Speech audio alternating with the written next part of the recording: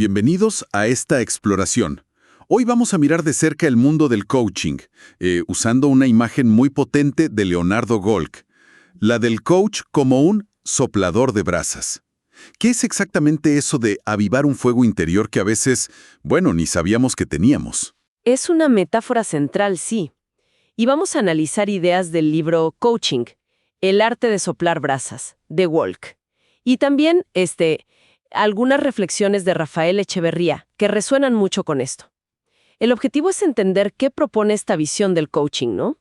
O sea, no verlo como una simple caja de herramientas, sino más bien como un camino. Un camino hacia el aprendizaje, la responsabilidad y, bueno, una transformación más profunda. Suena que va más allá de solo fijar metas, definitivamente. Exploraremos ese rol del coach que parece ser, como decís, muchas cosas a la vez. Un socio, un espejo, quizás hasta un provocador. Y entender bien en qué se diferencia de, por ejemplo, ir a terapia. Parece que la clave está en mirar hacia adelante, ¿no? En la acción consciente. ¿Estamos listos para indagar? Exacto. La idea principal es esa. El coach como un socio facilitador del aprendizaje. Fíjate que no es alguien que da respuestas, sino que acompaña al coachee a descubrir o a redescubrir su propia capacidad de aprender y de generar nuevas respuestas. ¿Frente a qué? Bueno, puede ser cualquier cosa. Un desafío laboral, un conflicto personal, un sueño que quedó ahí latente. El punto es que el coachee reconozca y use el poder que está en sus manos. Esa idea de socio es interesante. Sugiere como una igualdad.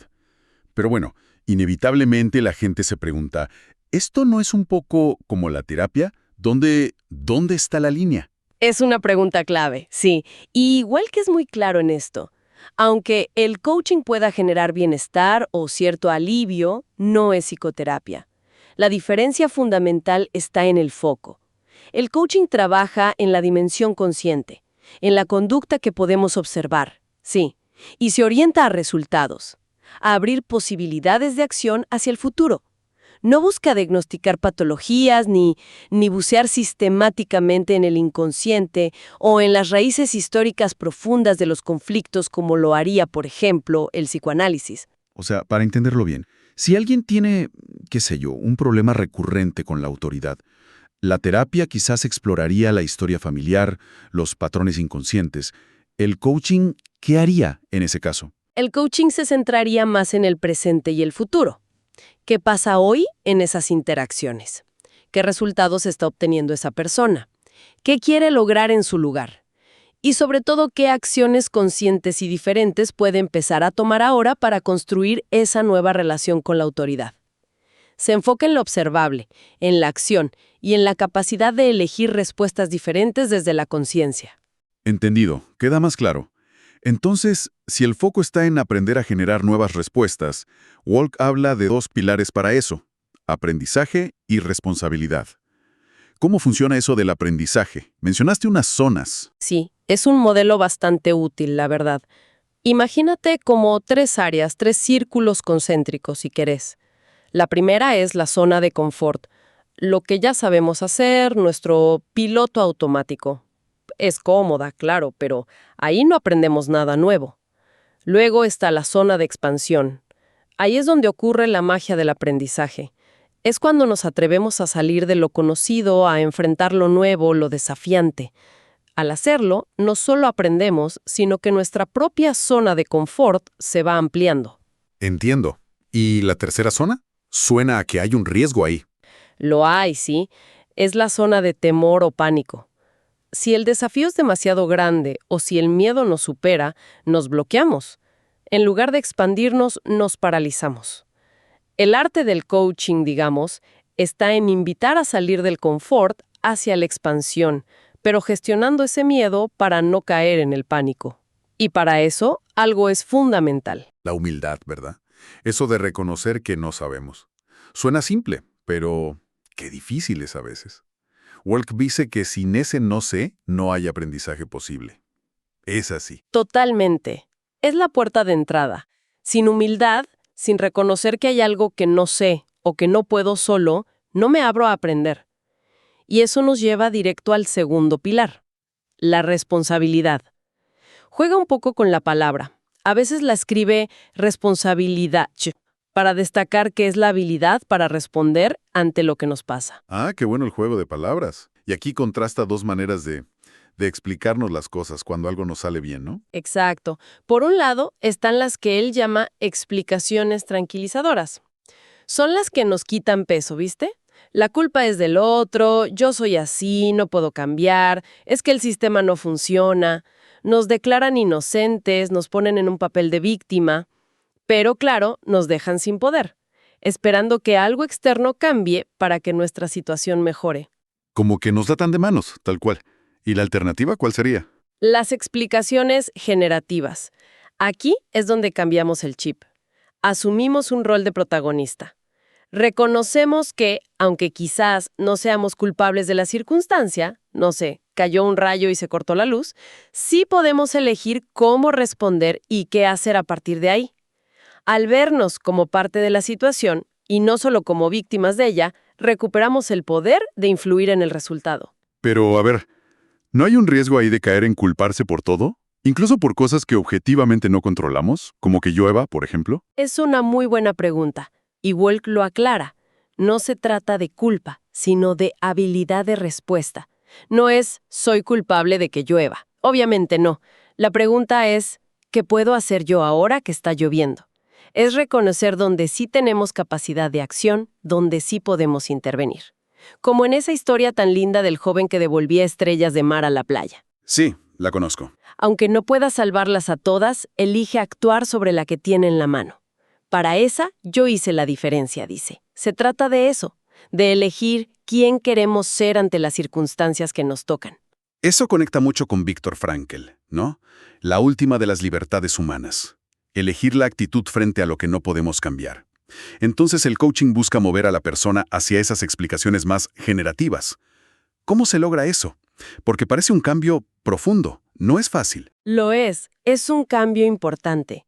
Y aquí llegamos a un punto que Wolk, siguiendo mucho Echeverría, considera crucial, quizás el corazón mismo del coaching transformacional, el concepto del observador.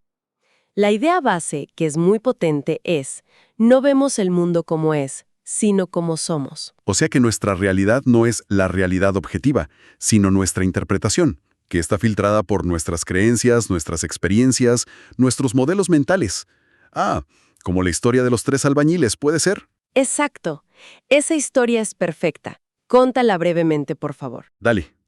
Alguien se acerca a una construcción y les pregunta a 3 albañiles qué están haciendo. Uno, medio fastidiado, dice: «Pongo ladrillos, un trabajo duro para ganarme la vida». Otro responde: «Estoy construyendo una pared». Y el tercero, con una sonrisa, dice: «Yo ayudo a levantar una hermosa catedral». Misma acción, poner ladrillos, pero 3 observadores distintos, 3 mundos distintos. Precisamente. Vivimos en mundos interpretativos, y el modelo que propone Echeverría y que Wolk retoma es así. El observador que somos determina las acciones que consideramos posibles, y esas acciones nos llevan a ciertos resultados. Si no nos gustan los resultados que obtenemos, muchas veces intentamos cambiar las acciones, trabajar más duro o probar otra técnica, pero sin cuestionar al observador que está generando esas acciones. Y terminamos haciendo más de lo mismo esperando algo diferente. La famosa definición de locura que se le atribuye a Einstein, aunque no sé si es de él realmente. Justamente. Por eso, el coaching transformacional no se queda solo en cambiar acciones. Eso sería un aprendizaje de primer orden. Útil, pero a veces insuficiente. Va más profundo. Busca modificar al observador. Eso es el aprendizaje de segundo orden o transformacional. Al cambiar cómo interpretamos, cómo nos vemos a nosotros mismos y al mundo, se abren nuevas posibilidades de acción y, por lo tanto, nuevos resultados. La pregunta clave no es solo ¿qué hago diferente?, sino ¿quién necesito ser para que eso diferente ocurra? Vale, entiendo la potencia de cambiar al observador. Es como cambiar las gafas con las que miramos el mundo. Pero, ¿cómo se hace eso en la práctica? ¿Es principalmente a través de las conversaciones de coaching? Fundamentalmente sí. Ahí entra con fuerza la visión del lenguaje no solo como algo que describe la realidad. La mesa es marrón, sino como algo generativo, que crea realidades. Un sí o un no pueden cambiar el curso de una vida, de un proyecto. Hablar es actuar. Por eso las herramientas conversacionales son clave en el coaching. Walk menciona varias, sí.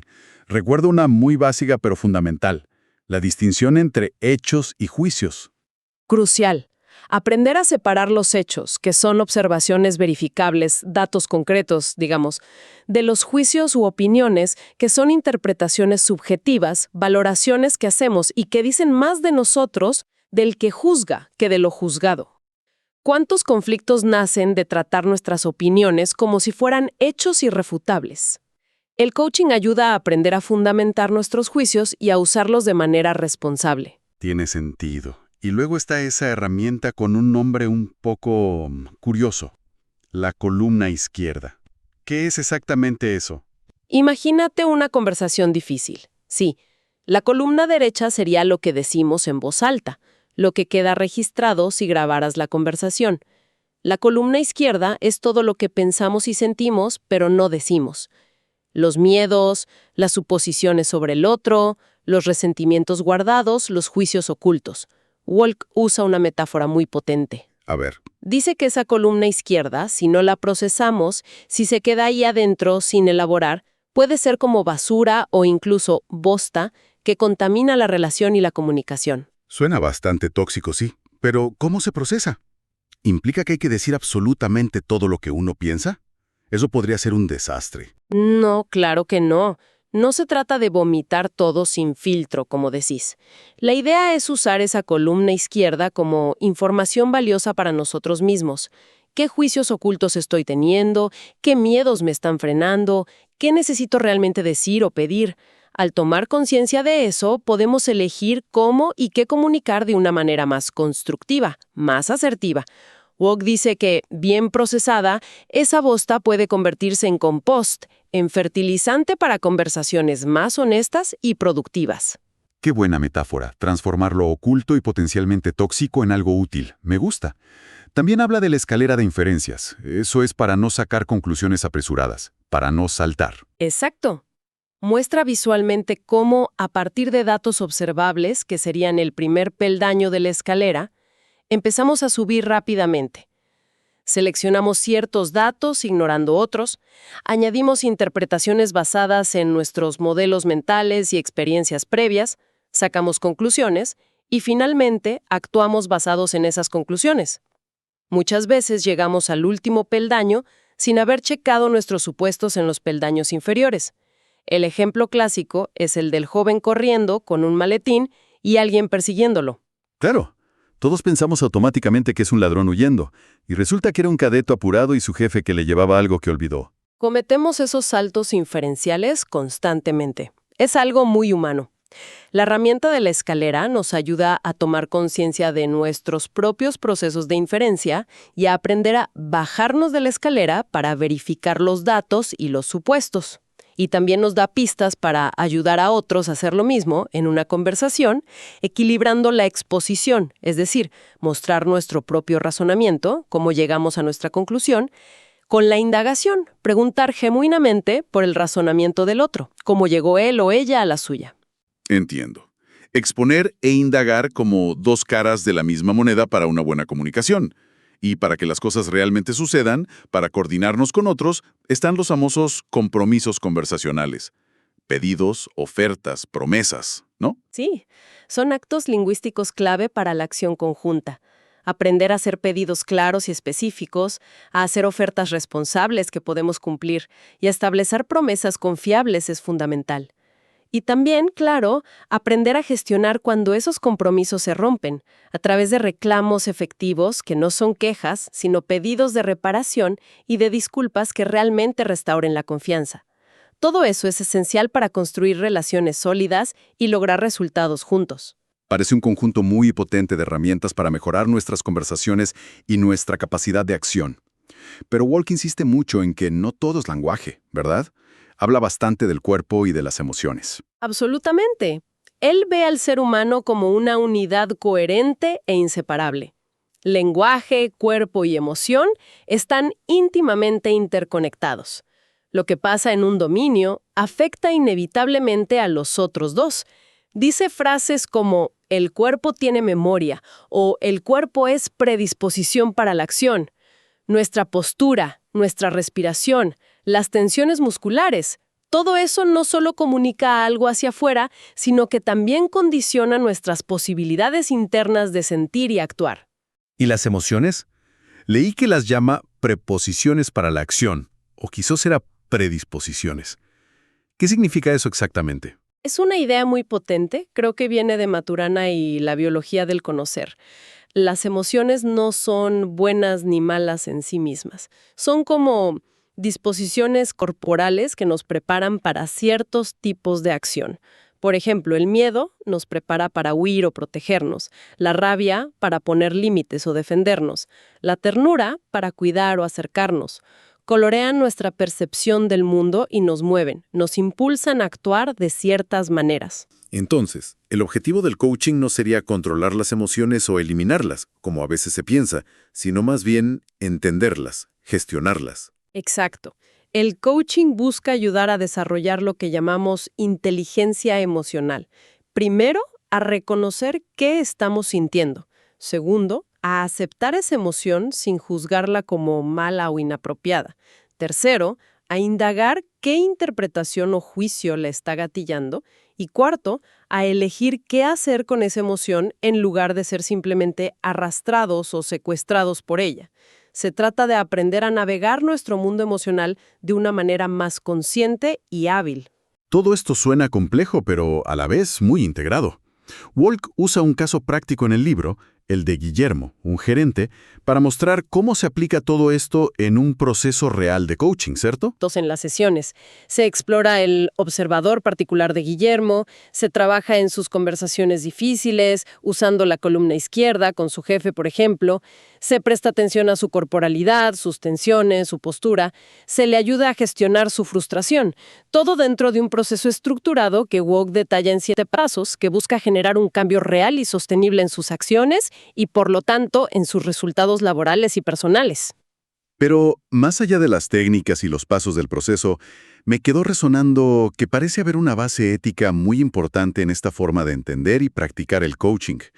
La historia que cuenta del abad y el rabino me pareció muy sana, muy reveladora en ese sentido. Es una historia maravillosa, ¿sí? Habla del poder de la mirada, de cómo miramos al otro. Un monasterio que estaba en decadencia, ¿no? Y el abad va a buscar consejo en un rabino amigo que vivía cerca. El rabino no le da soluciones mágicas ni técnicas de gestión, pero al irse le siembra una idea, casi como al pasar. Tengo la sensación, le dice, de que el Mesías es uno de ustedes. Y esa simple frase lo cambia todo. Los monjes empiezan a tratarse entre sí y a sí mismos también con un respeto, una atención, una reverencia extraordinaria, ante la posibilidad de que el otro, o incluso uno mismo, sea ese ser especial, ese Mesías encubierto. Y esa nueva forma de mirarse y tratarse es lo que, al final, revitaliza el monasterio y su espíritu. Esa sería entonces la ética fundamental del coach según Walk. Mirar al coachee como si fuera el Mesías. Bueno, quizá no literalmente el Mesías, pero sí en esa esencia. Es la ética del respeto profundo, de creer genuinamente en el potencial del otro, de tratarlo como un ser humano legítimo y capaz de grandeza, más allá de su situación actual o de sus dificultades. Es soplar las brasas con la convicción de que ahí adentro hay un fuego valioso esperando ser avivado. Walk lo resume muy bien en su carta abierta a los coaches, que está al final del libro. Les pide humildad, les advierte sobre no diagnosticar o etiquetar, les anima a ir más allá de la técnica, a ser ellos mismos coachados permanentemente y sobre todo a estar muy atento a sus propias emociones y reacciones en la sesión, porque ser coach también es un camino de aprendizaje y transformación personal continua. Entonces, si intentamos como recapitular un poco, el coaching desde esta perspectiva que exploramos hoy, la de Walk y también la de Echeverría, es mucho más que dar consejos o aplicar herramientas. Es un arte, el arte de soplar brasas. Es una colaboración basada en la confianza, en el respeto, para despertar el aprendizaje autogenerado, para fomentar la responsabilidad personal y sobre todo para invitar a una transformación en la forma en que nos observamos a nosotros mismos y al mundo, y cómo actuamos en consecuencia. Un proceso que, como dijimos, integra mente, cuerpo y emoción. Y pensaba mientras te escuchaba, aunque hemos hablado principalmente de coaching formal, uno a uno o en equipos, muchos de estos principios parecen tener ecos en tantas otras áreas de la vida, ¿no? ¿Cómo podríamos, por ejemplo, aplicar esta idea de cambiar nuestro observador, o de indagar en nuestra columna izquierda antes de una charla difícil, o de buscar explicaciones generativas en nuestro día a día?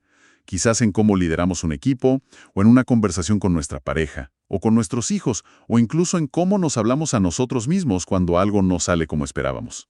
Y quizás, para cerrar, una última idea que me surge, inspirada en esto de facilitar el devenir del otro, su autoinvención, como diría Echeverría.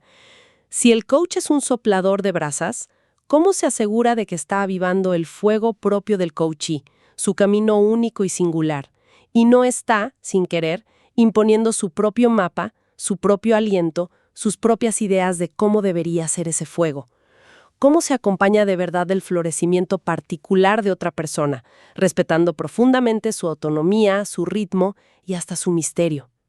Ahí queda una pregunta abierta, para seguir pensando.